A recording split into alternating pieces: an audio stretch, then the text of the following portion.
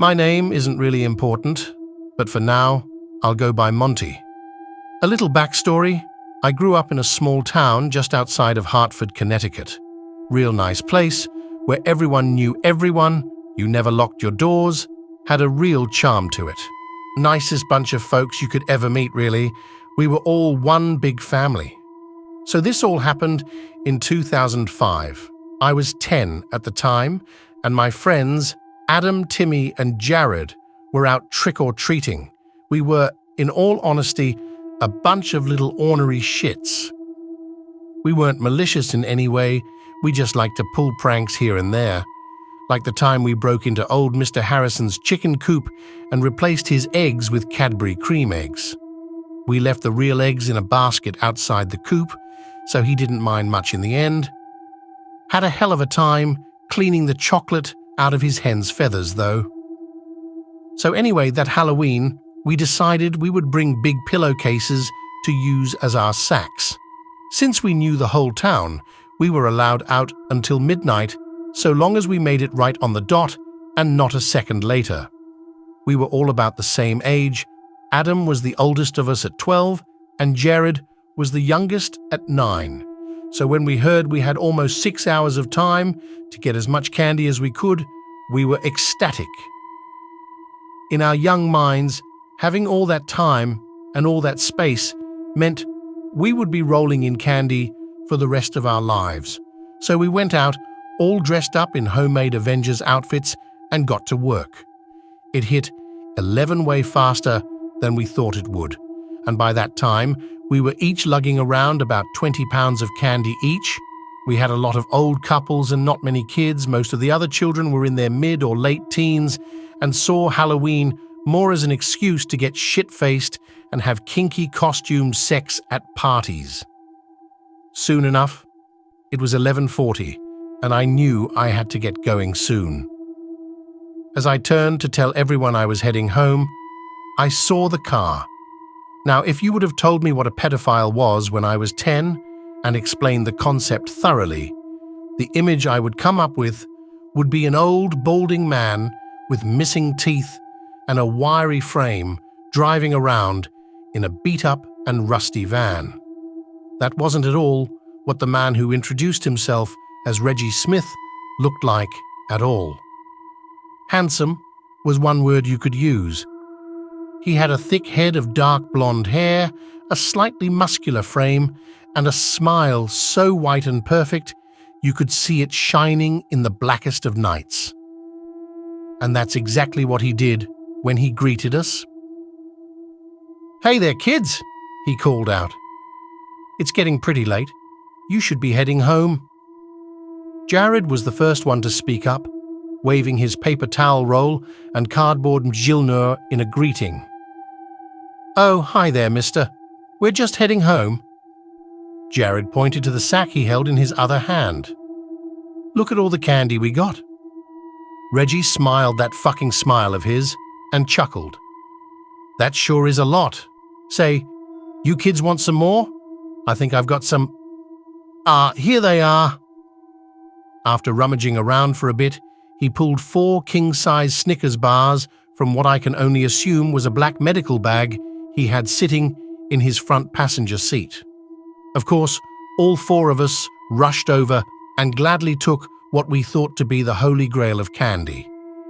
Soon, Reggie had introduced himself and explained he had just moved in a few blocks down the road. Somehow, I picked up that something seemed off about him, to say the least. The first red flag came when he invited us back to his place. "I've got a bunch of candy bars just sitting in a bag on my porch if you want to come get some real quick," he had said. Now, that set me off because not 5 minutes earlier, he had been saying how we should be getting home. Being incredibly uncomfortable, I saw it was nearly 11:50 and took that as my cue to leave. "It's almost midnight and I gotta get home. Sorry." Adam, Timmy, and Jared, Iron Man, the Hulk, and Thor all gave me a confused look. "Seriously?" Adam said, moving his mask out of the way to be heard clearly. It's free candy, dude, and really good candy too. Yeah, Timmy called out in agreement while pounding his Hulk fists together. You can't seriously be passing this up. Sorry guys, my parents will ground me for a month if I don't get home soon. I'll see you guys later. My friends all gave out a sigh of disappointment and climbed in Reggie's car. That's when Reggie spoke up.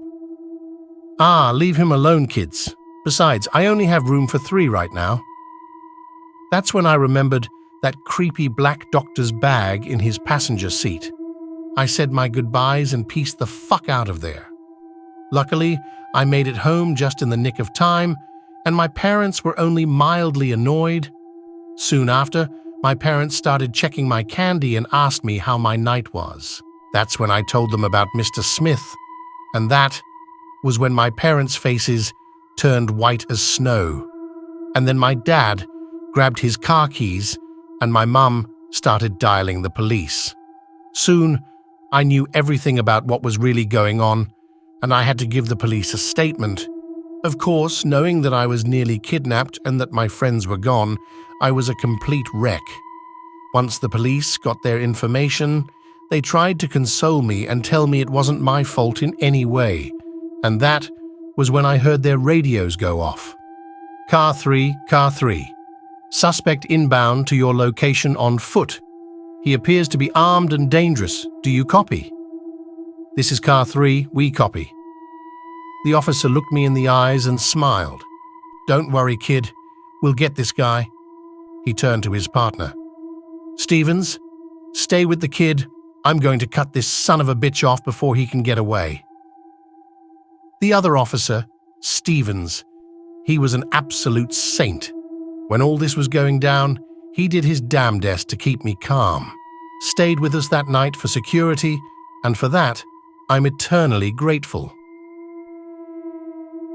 The next morning, my dad came home exhausted and peeled off his dirty size 12s before crashing in his favorite chair. He and the other men of the neighborhood went out looking for Mr. Smith.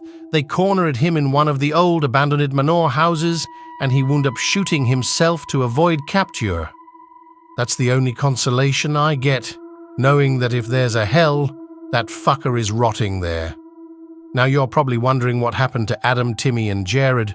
Well, I'm pretty sure you could guess already, but yeah. They're all dead. Jared survived Mr. Smith, but 3 years later, he put a 12-gauge slug through the roof of his mouth.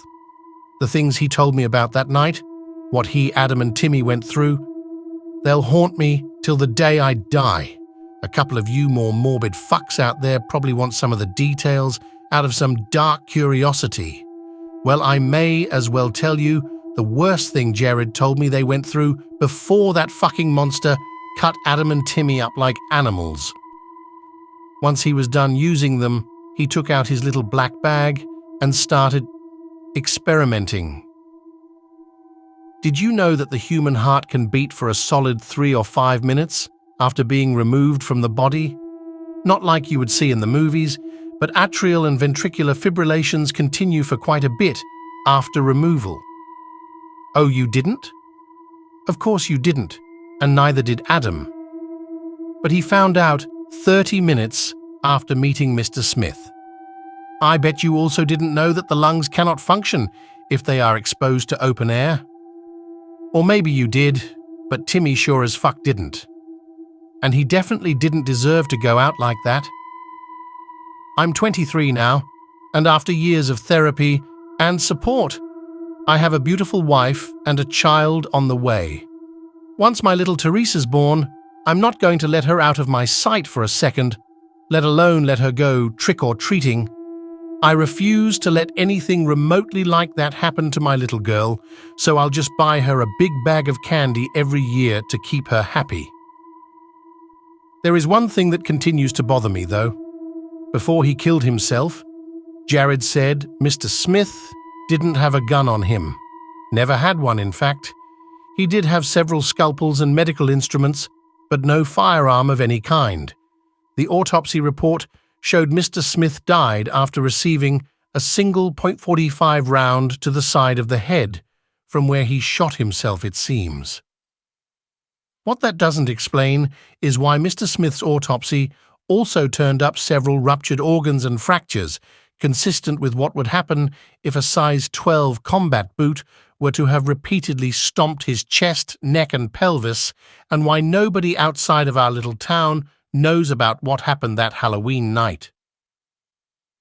I guess some questions are better off unanswered.